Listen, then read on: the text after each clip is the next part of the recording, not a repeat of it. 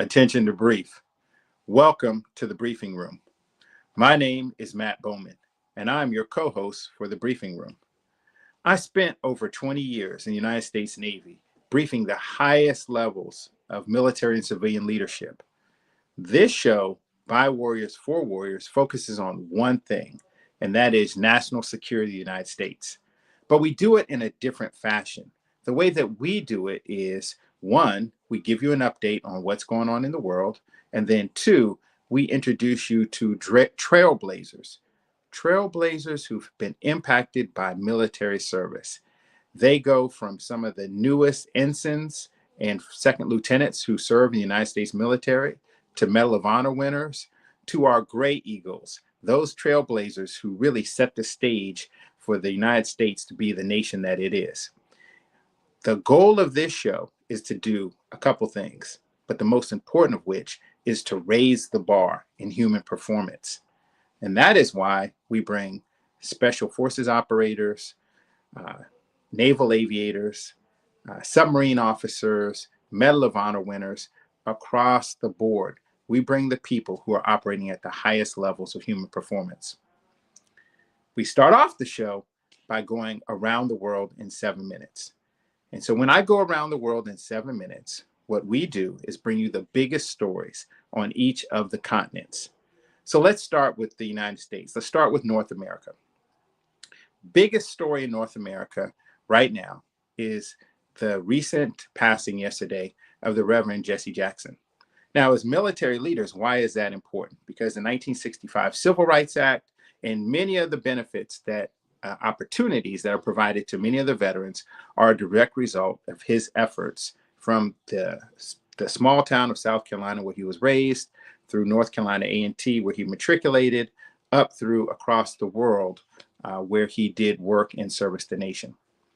One of the things that he did was he brought home a naval aviator, Lieutenant Robert Goodman, shot down over Syria in the early 1980s before many of you were born, held as a prisoner of war, and Reverend Jesse Jackson went over to Syria and negotiated his release.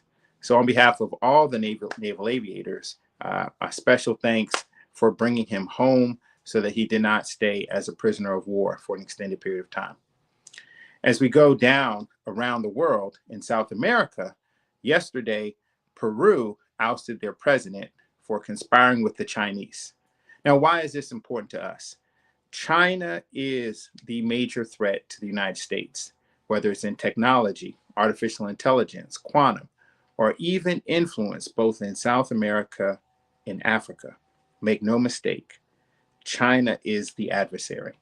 And so the ousting of the president of Peru is an indicator and a warning for what we face around the world.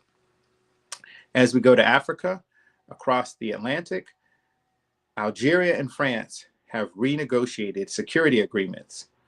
Why is this important? It's important because as we look at the world order, the rearranging of the world, it's important that the historical ties between Algeria and France, and also the historical ties between America and the Western Hemisphere, between England and all of the Commonwealth, it's important that those ties stay strong so that we have peace and stability around the world. In Europe, Russia and Ukraine continue to negotiate for peace and a resolution to what's going on both in Moscow and in Kiev. In the Middle East, of course, Hamas and Israel are in phase 2 of the peace plan. We'll see if that peace plan holds. Lots of issues going on in Israel and in Palestine, in the West Bank. As we go to Asia, China is undergoing an energy revolution. Over the next 10 years, artificial intelligence and artificial data centers are going to consume energy, both in North America, Europe, and in Asia. China is the only nation that has excess energy capacity to drive their artificial intelligence and their data centers. So what does that mean for us as warfighters? It means that the United States is either going to have to use technological advantage or figure out real smart ways to manage energy and energy grid management so that we can stay at the top, at the very, very top of the world in which we live in. In Antarctica, 20% of the world's fresh water resides in Antarctica. As global warming, for whatever reason, continues to warm up the planet, and those ice rivers go from the small number of ice rivers that we have now in Antarctica. Each day they find another new ice river. So the world is warming. And so we have to be aware of what those implications are, because 70% of the population lives within 100 miles of the world's oceans. So there we go. Around the world in 7 minutes. We're going to go to a commercial where we're going to talk about the Becoming Everything You Are conference. It happened last weekend. 8,000 people showed up, so many job seekers, so many senior leaders from corporate America, from the military, from nonprofits. We had presidents and deans. A fantastic time was had by all. So this is kind of a look back at Bay of 40. So let's go to commercial. It's the moment in your eyes when the future becomes clear. 40 years ago, a vision was born. To break barriers, to celebrate brilliance. The hopes of what's in reach. From pioneers to innovators to tomorrow's dreamers, BEA has changed the landscape of STEM forever. Great minds, great people, great futures. Join us for BEA 40. Don't just watch history, be part of it. BEA, becoming everything you are. Become everything you are.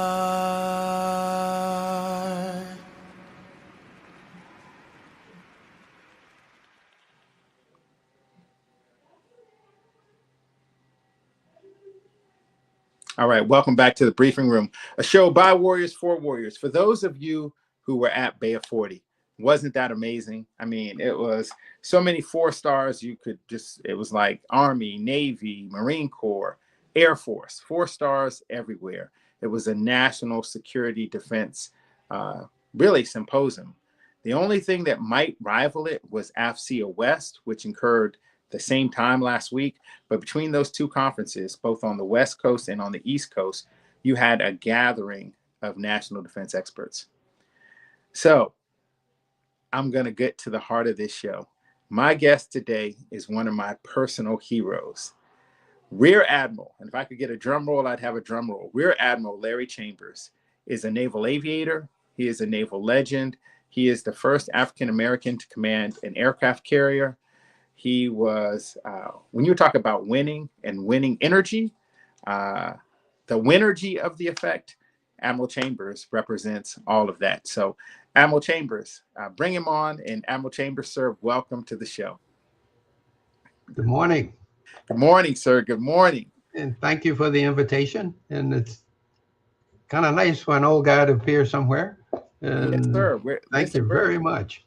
Yes, sir. We are happy and honored to have you. You know, it's, you know, I talk about this show and, you know, I talk about, you know, those who are 70 and then those who are octogenarians. But, you know, sir, it's truly an honor. I know you have a birthday coming up soon, and I think you'll be 20, 30. How old will you be at your next birthday? I'll be 97. You know what? 97 years young. So, I mean, just what a journey. And we're going to jump right into your story. So I always like to start the show off by asking, what does it take to make a Rear Admiral Chambers? Can you tell me about your parents, your grandparents? We want to hear your story. Well, I'd start out as my great-grandmother died at 111, and she smoked, and she lived by herself until the day she died. A couple of her siblings lived up the street, and they'd check on her every day. And she'd yell at them and tell them that they're spying on her. And when us little kids went by, she was beautiful. She treated us like kings and queens. I mean, it was beautiful. And I don't know how long she would have lived if she hadn't smoked. And I kept after my sister, what was in that pipe that she was smoking? But I've never found out. Well, you know, sir, that is, you know, we have so many people now who study, you know, the superhumans, those who live over 100. So 111 and smoking. That is, wow. That is incredible. That is incredible. What a story.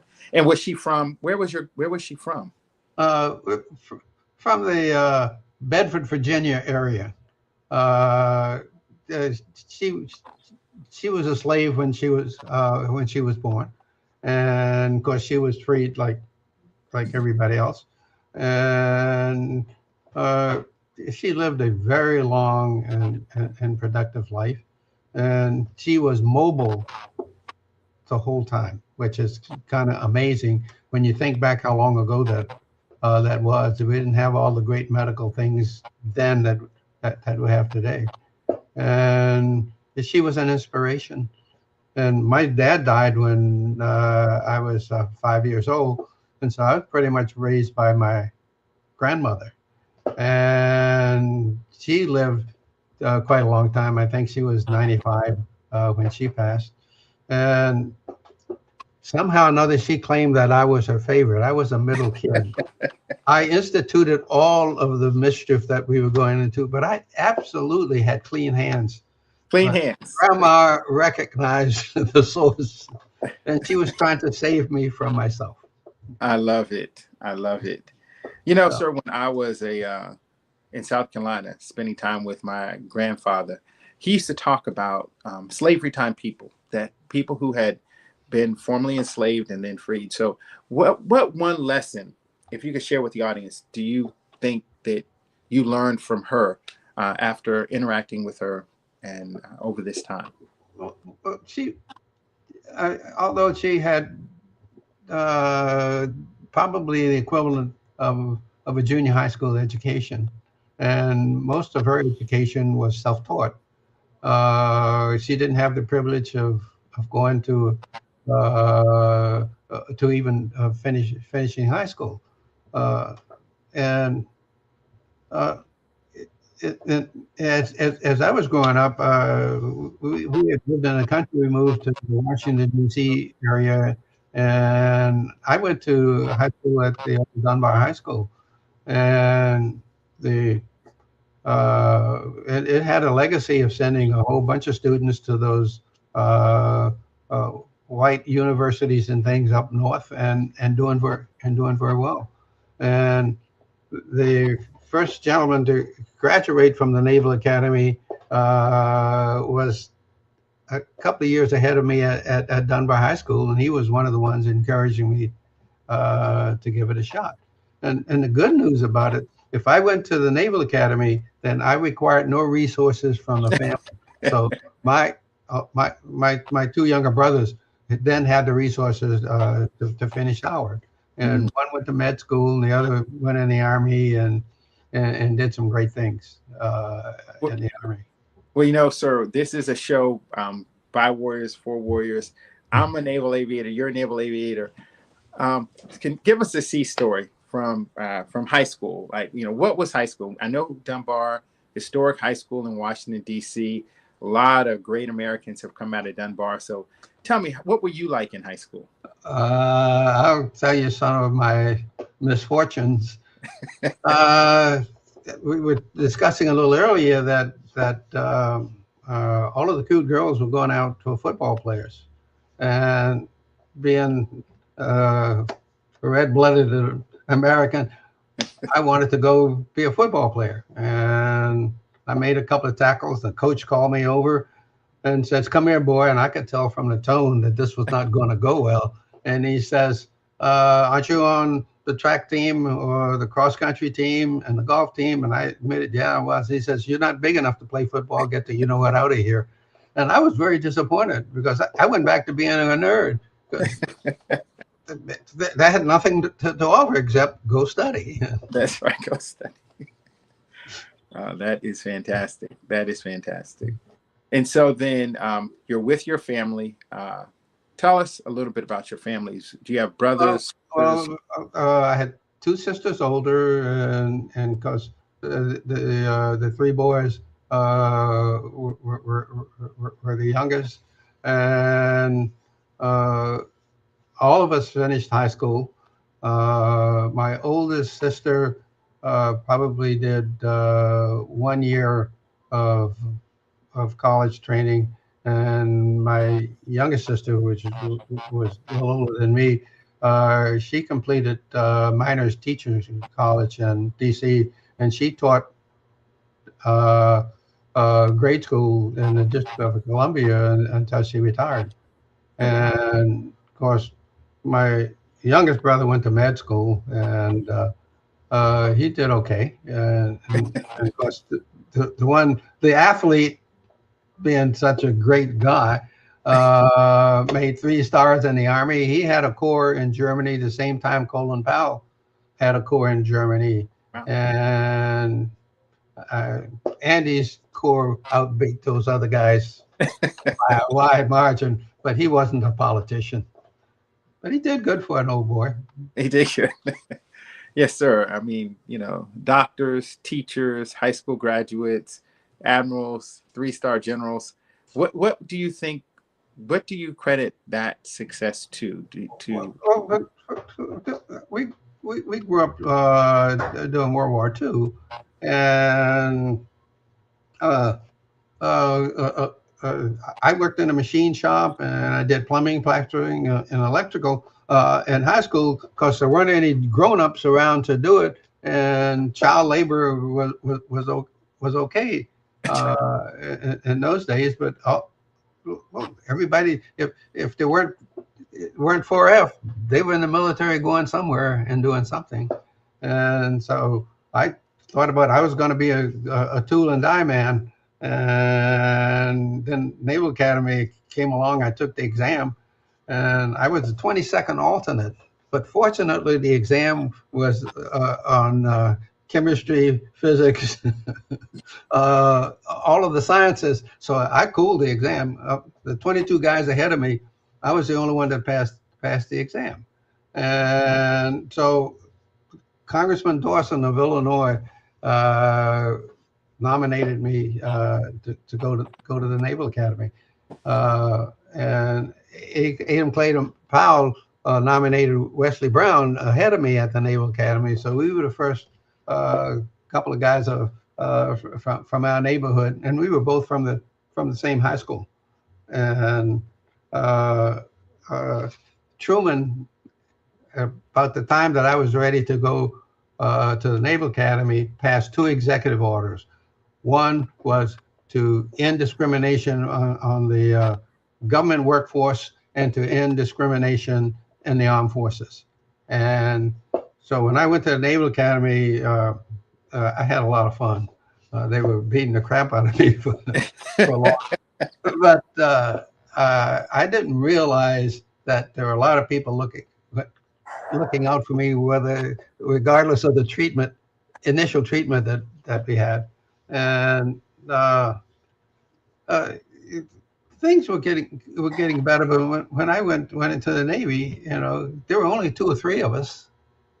Wait, so Admiral Chambers, yeah. Admiral Chambers, I'm gonna reel it back because yes, sir. I think that I want the audience to understand this. So, when Wesley Brown went to the Naval Academy, he was the first to graduate from the United States Naval Academy. So yes, you got to be top 10 graduates. I was number 2. You're number 2. Wow. You're number 2. So who are you looking up to? You kind of go on off. You're kind of a loner because you're not sure who you can trust. And my attitude was I was going to be so goddamn good that they couldn't fail to promote me. That's right. And so I'm not so sure that's a good, healthy outlook. To be driven everywhere. But when the class of 75 and 77 from the Naval Academy, there were a huge number of us folks in both of those classes. And when you start to get the numbers out there, you got enough that they have to pay attention. That's right. And now you got some guys, we all looking out for each other, and we're protecting ourselves. And so as I went through my naval career, I was pretty much a loner, not sure that who I could trust all the way, and I'm not so sure that's the healthiest way to grow up, but it was, and so you did the best you could, and I did some things that they wanted to fire me for, and here a few years later said, "Boy, that was a good thing." And I said, "Well, you didn't tell me that You deserve when I was about to get hung." Wow. So that's just, you know, you just got to do what the hell you think is right. And you really, I'm serious about this. You really need a moral compass. Not everybody that you're working for or that's working with you is working together to make the damn thing work. Some of them are so motivated and covering their own butts that you're going to get sacrificed for it. And uh, I had some tough assignments, and I tell you this: I'm the only idiot that ever steamed through the San Bernardino Straits uh, and a full power run in an aircraft carrier after telling the admiral that was making me do this that this was the dumbest damn thing anybody ever did in their life. And when I talked to some of those Japanese World War II skippers, we were home ported in Japan, and I talked to them and said, "Well, I had courage. I know you guys did it during World War II." And I said, "You didn't have all those fishing boats around when you did it." And they looked at me and said, "We didn't do that." We didn't do So I find out that I'm the only idiot that have made two all-night runs through the San Bernardino Straits, one going and one coming, both of them after dark, and a full power. And the aircraft carrier has a huge wake, so you don't know how much damage you're doing to the shore as you're going through these narrow channels. And some idiot is standing there with a club over his head, making you go do it. So you do the best you can. I had a small boy in front of me, and I couldn't dodge anything. And of course, if I do a crash back in a carrier, you've been there. A couple of miles later, I might come to a screeching halt somewhere. So, but you're very maneuverable at that speed, and of course, I didn't have to worry about airplanes sliding off the deck. Everything that was on it was secured and tied down. But I don't recommend that strategy. But there were two main issues. The Maya gas incident was happening in the South China Sea, and they wanted me to get to Guam to unload all of those aircraft I stole and I'm accused of stealing, and then get my air wing back, and then go back in the South China Sea. So, I mean, sometimes things, and you don't get any sleep. You know that. I mean, 4 or 5 days of there, and they wanted to interview me when we got to Guam, and actually wanted to interview the admiral. And Sink-Pack Fleet sent a note out and says, "Get that bitch off the ship and let Larry do the interview." But Larry hadn't had any sleep in 3 days, and the stewards were beautiful. They came up with a beautifully pressed, clean set of whites. They dressed me. I hadn't shaved, and so I had this interview, and then it got aired all over the country. And I got this note from Sink-Pack Fleet saying, "What the hell were you doing?" And I said, "The tape is en route," because I taped it all. They sent it to him, and a few weeks later, I got a note from Admiral Legion that says, "I knew better. I was 7th Fleet. I know how that press is over there." So he forgave me. But they aired this damn thing, this interview on the Today Show, and my mother wrote me a note and wanted to know why I stole all of those airplanes. Admiral, that is just another one of your incredible experiences. We talked about you through high school, then you through the Naval Academy, the second graduate. You go to flight school, you do well in Pensacola, you go to the carrier, you join your squadrons. So I'm going to ask you. You gave us one sea story, stealing the airplanes. So that will be that segment. Stealing. Okay. Give me another Navy sea story that you got, either from the Midway or from Vietnam, Another Well, sea sport. I can tell you, not everything goes well when you're in charge.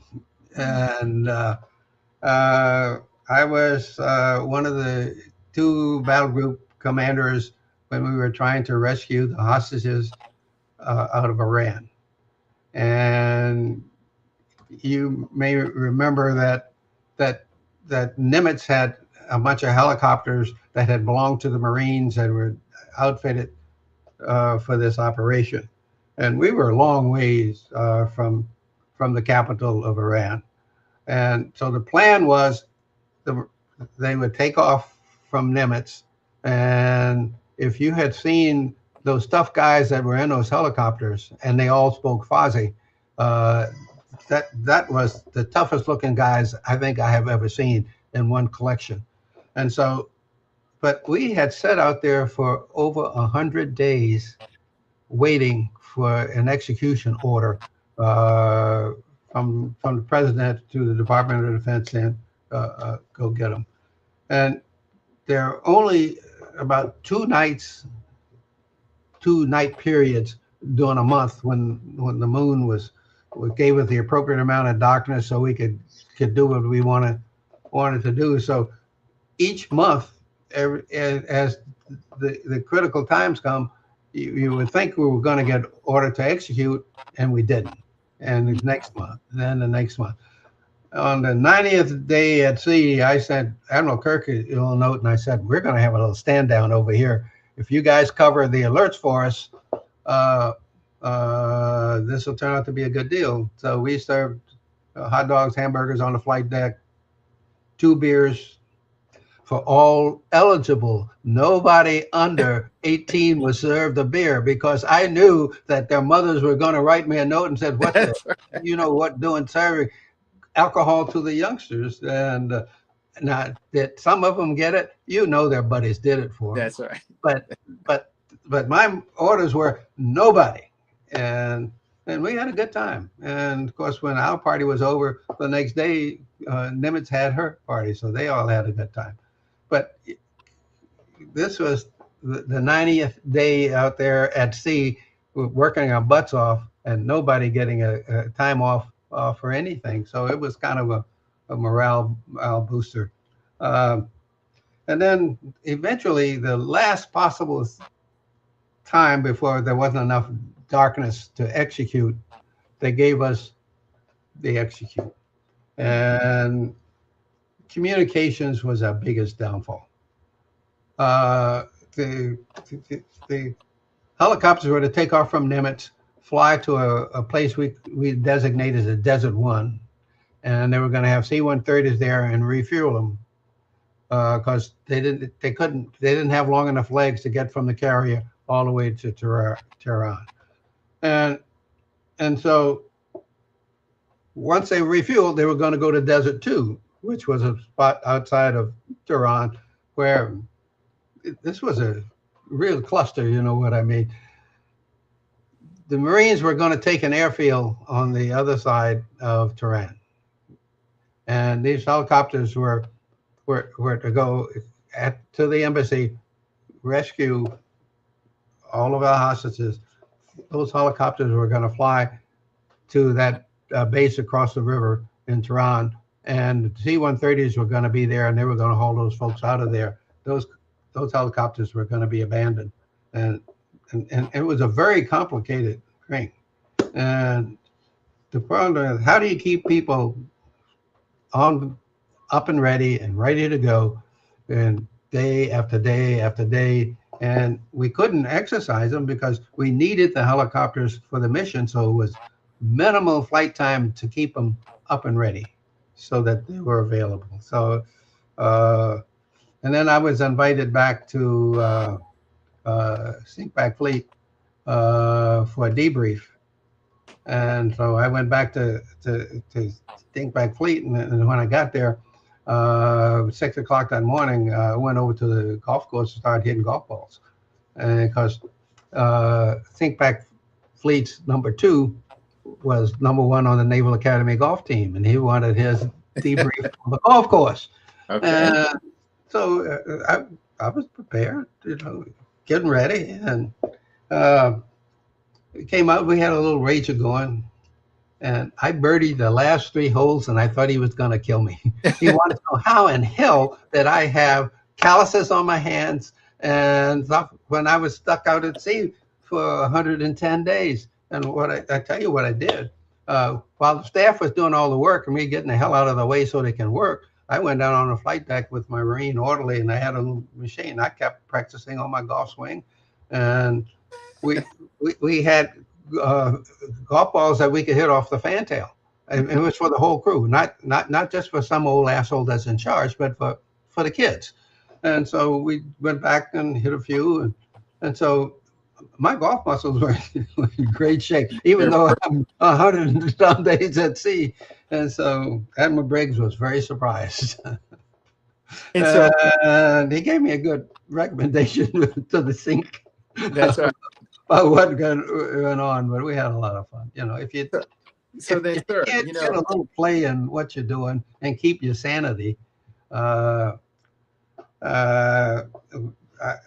had to when I had to debrief Admiral Davis on another excursion I had because we'd had a collision out, and I was the investigating officer, and I went to debrief Red Dog Davis, and at that time Red Dog Davis was using hearing aids. So when his aide came over and said, "Look, if the boss doesn't have his hearing aids in, I'm not going to go in because he won't be able to hear me, and I'm not going to stand look like an idiot shouting to the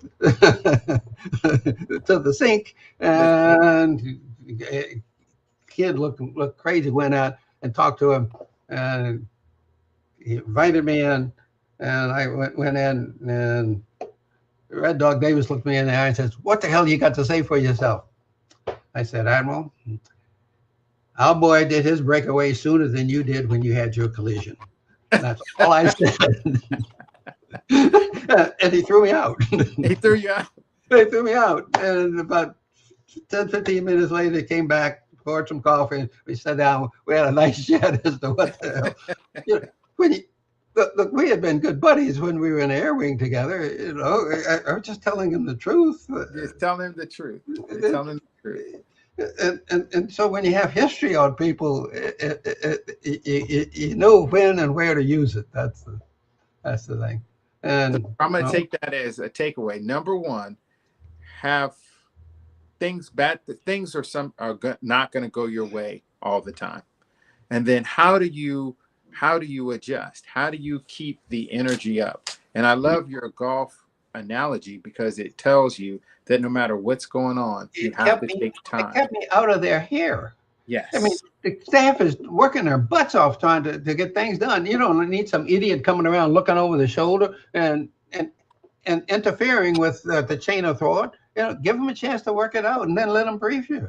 I mean, have confidence in the folks that work for you and let them do their job. That's a whole lot easier than you trying to do it for them.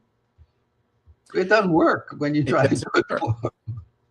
So we've talked about Desert One. We've talked about collisions at sea. We've talked about what happened. We talked about truth to power and having history with people before you really need to have history with them. So just some tremendous nuggets. So we're going to go to a commercial, and then when we come back, we're going to go to Vietnam. We have a tremendous group of young people that do a career day. The career day is on the second Saturday of every month. They interview lots of entrepreneurs and successful executives. So production, let's go to commercial on career day. And then when we come back, we want to talk about Vietnam. Okay. An incredible story in Vietnam. Okay. Calling all future STEM pioneers, leaders, and career champions. Join us on every second Saturday of the month for the BEA Career Day. BEA STEM Career Day is all about creating opportunities for students to venture into the world of STEM through the eyes of professionals.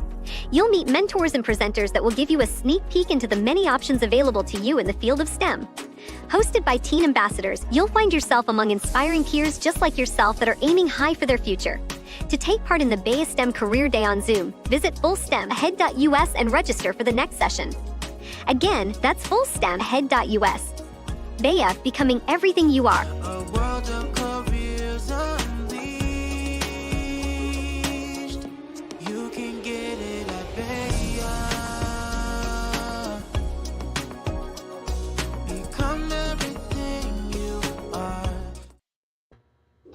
All right, welcome back to the briefing room.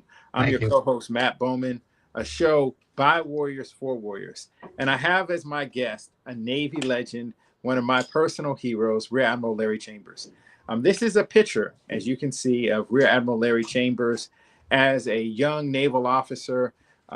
You're the second graduate, African-American graduate from the United States Naval Academy. So, sir, tell me about this picture right here.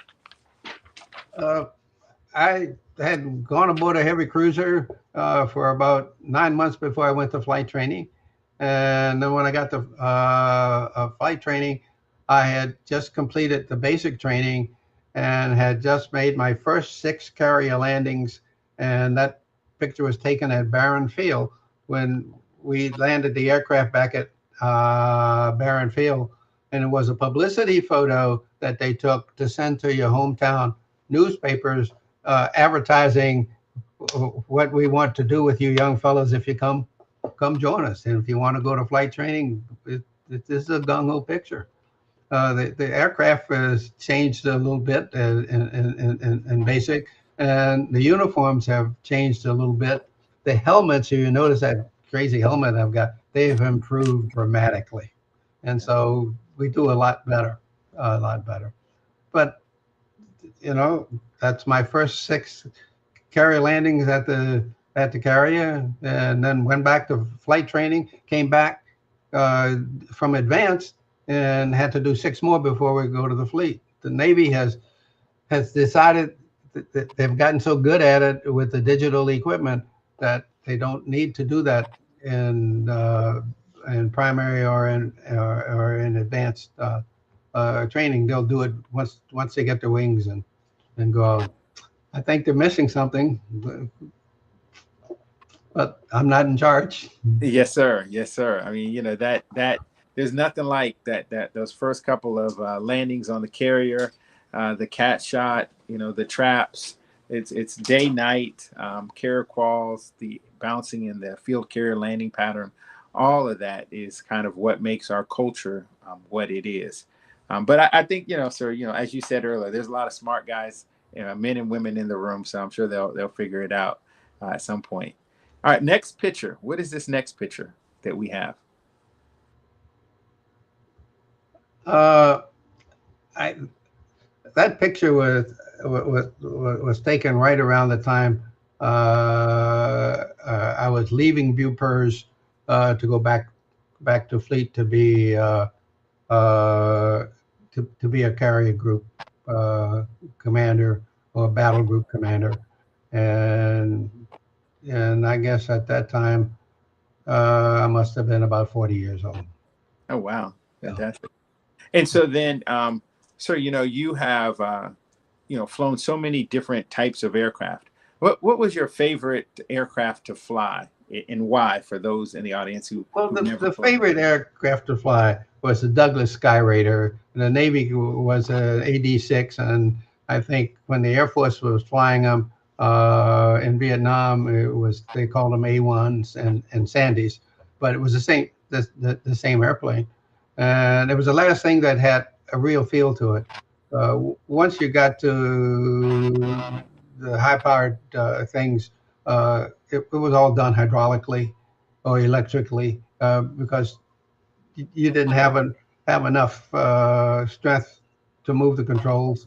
And then they used depleted uranium under the stick, so you'd have a feel for it to just have a heavy mass under it. But it was all done with hydraulics. And I like this bad. My longest, the longest flight, single engine flight, and my logbook is 14.5 hours. Ooh. And they launched us about 2 o'clock in the morning to go do a simulated special weapons delivery, and then turn around and fly back. Well, it turns out it wasn't a good night. The weather was awful, as a matter of fact. And I'm flying along, and we're about 50 to 100 feet off the water, and it's still at night, and my wingman is going like this, and we weren't supposed to break silence, so I got worried about him, and so I called and said, "Hey, Bob, what the hell's going on?" Well, we had exposure suits on, and he was trying to relieve himself, and I said, food. It goes back to, and they you know, sanitize them, clean them, and put them back so the next time you wear That's it. right. Don't kill yourself. That's it. Okay. I mean, those are just life experiences that happen to you.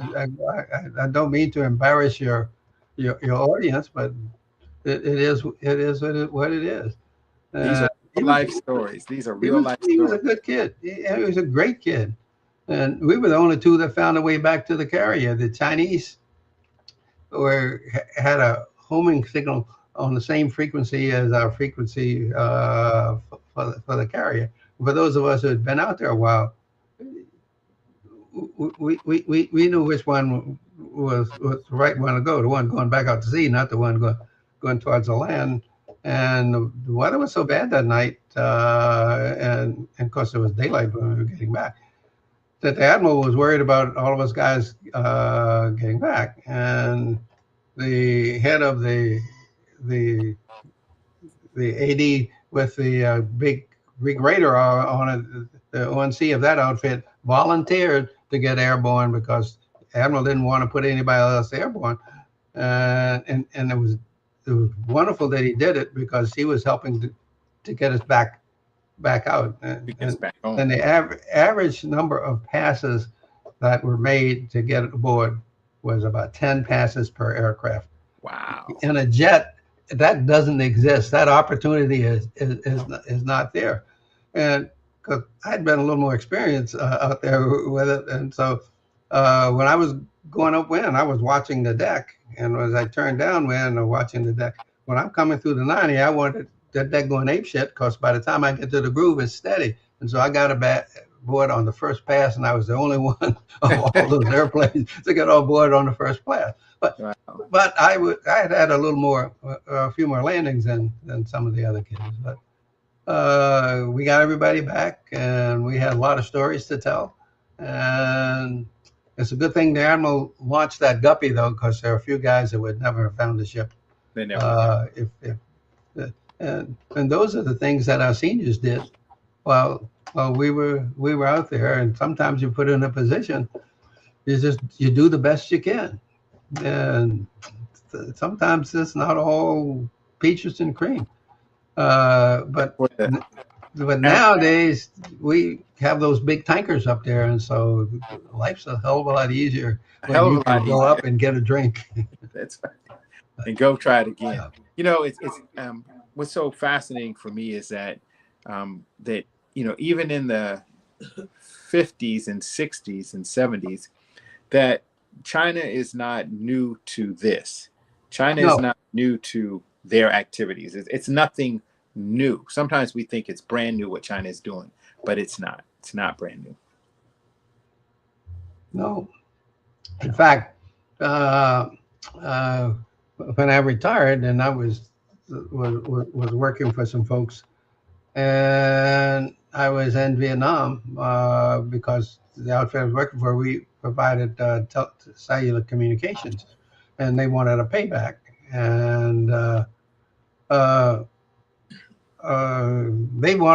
they offered me Cam Bay so that they could kick the Russians out, and wanted us to come back. And I took it back to the Pentagon and to the other folks.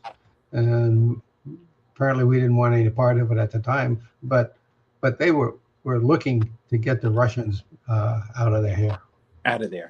Yeah, you just don't know. I thought they were gonna hate us. I went to a meeting in Vietnam representing this country. Now they knew I had been in the military, and I knew some of those guys been in the military. And first thing, the guy walks up to me and says, "You guys were stupid." And I said, "Boy, this meeting is not going well." Not gonna go. Not well at all. And he says, "All you had to do was bomb the dikes, and the war is over." And so I spent the next 2 hours, instead of doing my business meeting that I'm supposed to be having, explaining to him how come we weren't allowed to bomb those guys. But yeah, we got like, listen, there's rules of engagement here. And they weren't mad at me. I wasn't mad at them. And at that time, our ambassador was one of the freed POWs and he went back to Vietnam, and they loved him. He was beautiful. He did a hell of a job. So, in spite of all of the things that we all did to each other, it wasn't that bad when it was all over. There were things worse. Russians, Chinese. Mm-hmm. Mm-hmm. Those are worse. The, Yes, sir. yeah. So, we're talking about Vietnam, and ladies and gentlemen, this is going to be one of the highlights of this episode. Sir, you got to tell them about Vietnam and Well, the truly American. I mean, you see Top Gun Maverick and all these things, well, but so you're like a real life Maverick. I had just relieved Captain Schulte as commanding officer of USS Midway, and we were going down. We were getting communications that the situation was really turning grim, and that stand by. And we had a port call in the Philippines, and supposed to be for 2 weeks. We were getting some maintenance, and we were in for 3 days, and they ordered us to get the hell out of the way and head over to the South China Sea. Offloaded all of the fixed-wing aircraft on the flight deck and headed for the southern tip of Vietnam.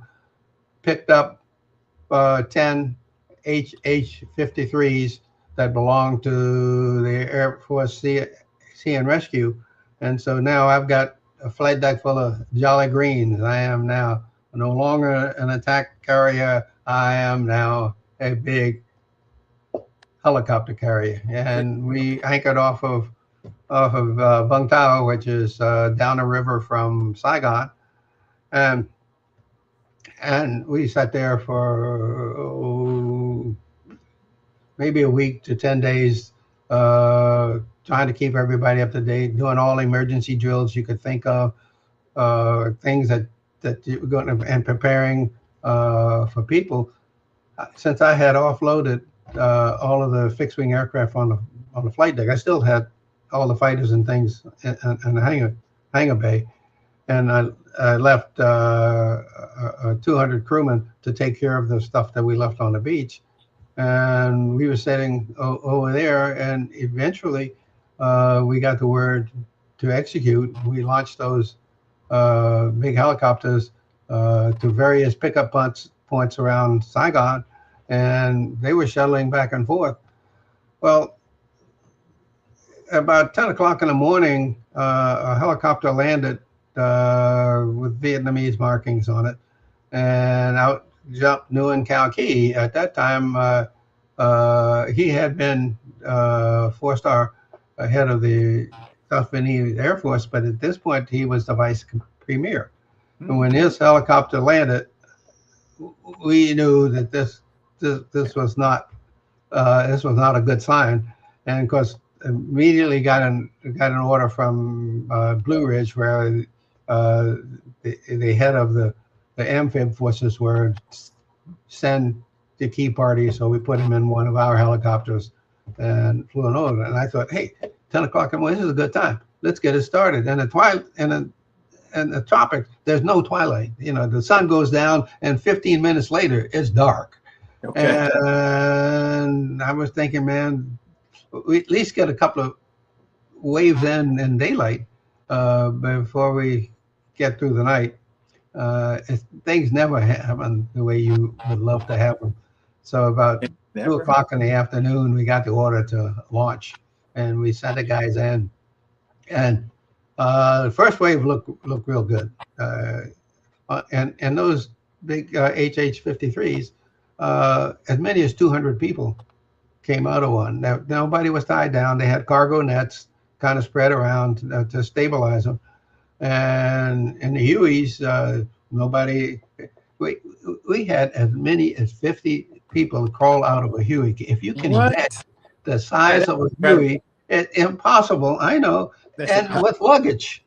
But they were a little smaller than we were, but it was unbelievable. And the Hueys were coming from everywhere, and the the big mothers were doing their Herculean job, and what we did was we used our own helicopters to transfer as many people to the other ships in company, because when the Hueys come back, that's about 1,500 people we were eating at one setting. And so we were prepared with the food. We had medical. We were in good shape, just moving the people. And flight deck with that non-skid on it. A kid tumbles down. Now his hands are skinned, the knees are skinned, but I was worried because I thought we were going to have a serious problem. And you'd be amazed. Some of those old bosun's mates surprised the hell out of me how wonderful they were with handling the people, handling the kids, taking care of the kids, and transferring them to the other ships in company. Sir, at this point, these are people who are leaving Vietnam. They're basically a mass evacuation. Exactly. The North Vietnamese and they're bringing their personal belongings, and a lot of them are bringing gold and other valuable assets on the way out. And in the middle of the night, Hancock had a crash on deck, and she had 8 of her helicopters low on fuel in the middle of the chaos that we have, and we cleared 2 spots on the bow. And the first couple of guys had anywhere between 10 to 15 minutes before splash. And we got those guys bootstrapped up, got them all topped off. And about that time, we were going to put them in a queue and take them forward. By that time, Hancock had cleared her progress, so we sent them home. And the next day was light rain. Visibility was good underneath. Ceiling was about 1,500 feet. And we were still reading the helicopters. The helicopters belonged to Navy. They belonged to the Air Force. They belonged to Southern Vietnamese Air Force, and they belonged to Air America, and that's the CIA crowd. So all people that don't know. And so we were totally clobbered, and a little airplane comes out and starts circling. And we put our glasses on him, and we could see one person in front, one person in back, and looked like the person in back was holding a small baby in her arms. So I know now, and then we could see one head sticking out of the baggage compartment. So I know that many souls on, and I know at least 2 of them are not strapped in. And the Admiral is beating on me to tell this airplane to ditch. And there's no way in hell anybody's going to survive a ditching. And my thought was, if I don't give this guy a chance, he's probably going to try to crash it on board. So I told the Air Boss we were going to make a ready deck, and he told me I'd lost my mind. And I assured him that this was an order and that it's my neck, not yours. And so we started pushing stuff over the side. Now, we would try to careful not to push anything that had U.S. Navy on it over the side. Well, the other guys, I didn't own them. They didn't belong to me. And once they've evacuated, the pilots moved on. So even if I had gear that I could have filled them up with gas and launched them, there's no way. It's impossible. And the Admiral was yelling at me, and instead of yelling at me over the sound powered or one of the other circuits, he's yelling to me over the 21 MC, and he's broadcasting it all to my bridge. And I turn around to the bridge, says, "You guys work for me. That's my problem. Do your damn jobs." And after that, it didn't matter what he said. Nobody even noticed that he was yelling at me. And we got it cleared and just turned into the wind. Had about 15 knots, gusting to 18. And I needed 25 knots out of the old girl. So I'd given the engineer a chance to take some of the boilers offline because I'm operating helicopters. I don't need any wind to operate the helicopter. And so I had to secure a couple of the steam-driven generators bring the emergency diesels online, and then had enough steam for about 26 knots out of the old girl. And so we had 40 knots of wind over the deck for the kid to land. And oh, by the way, the 8 more Hueys that interrupted this operation, we pushed those over the side too. None of those, So you pushed the helicopters into the ocean? None of those had U.S. Navy on it. I didn't have any place to put them. That's right. And still give this guy a shot at the flight deck. Okay. And my concern was he was going to crash it if I didn't give him a shot. And he landed we moved the resting gear wires because those little bitty wheels, we weren't sure. That airplane was not designed for carrier landings, and we weren't sure what was going to happen. And the guy made a perfect landing, touchdown right on the spot, taxied over to the side. And I had announced we needed all hands from the flight deck and the hangar deck and the air wing on deck to help the air boss push that other stuff over the side. And so all those people went into Vulture's Row to watch the show to see whether this kid was going to make it or not. And he made a perfect landing. And when he got out of the airplane, I had him escort him up to the bridge. I took off my wings and I pinned my wings on him. I made him an honorary naval aviator right on the spot, because anybody dumb enough to think he can come out and land on a carrier and that some other idiot in charge is dumb enough to push probably $100 million worth of equipment over the side to save a butt. But what are you going to do?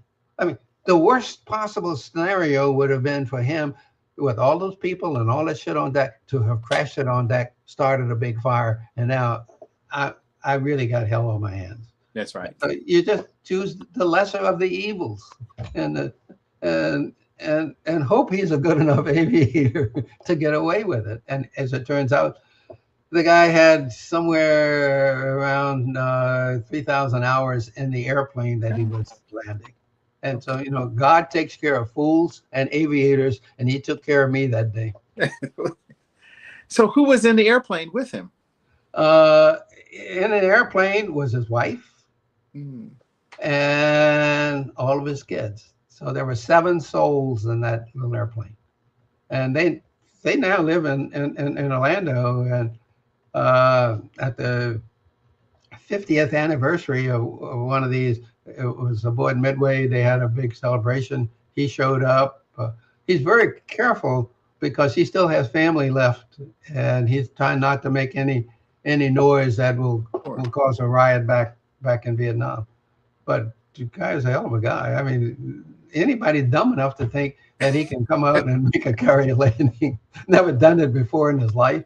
And then there's another idiot equally as stupid that's going to destroy hundreds of millions of dollars worth of equipment to see if he's good enough to do it. So, but these are lessons, like they say, good to marry a naval aviator, or good to marry an aviator, because they will make sure that you and your family stay safe. The public didn't crucify me for pushing all of that stuff over the side. What did the Admiral say? Because we got like 2 minutes left, but I just got to hear. So what did the Admiral say when all of this ended? Like, what happened next? Oh, well, he did finally called up loud enough for anybody to say, he said, "Good show, Midway." Good show, Midway. Okay. Well, sir, we're going to close on that. It has been a blast having you on the Briefing Room podcast.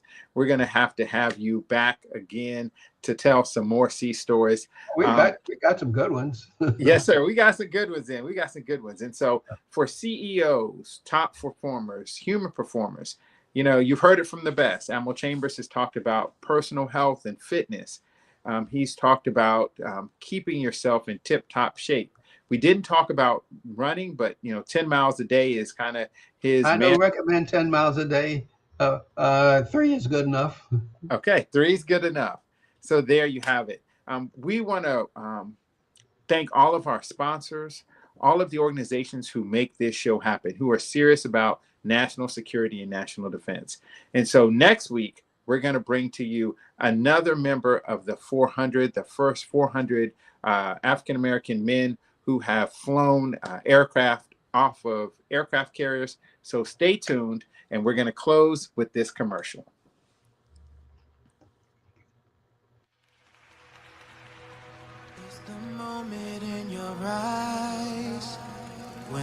future becomes clear. 40 years ago, a vision was born. To break barriers, to celebrate brilliance. The hopes of what's in reach. From pioneers to innovators to tomorrow's dreamers, Baya has changed the landscape of STEM forever. Great minds, great people, great futures. Join us for Baya 40. Don't just watch history, be part of it. Baya, becoming everything you are. Become everything you are.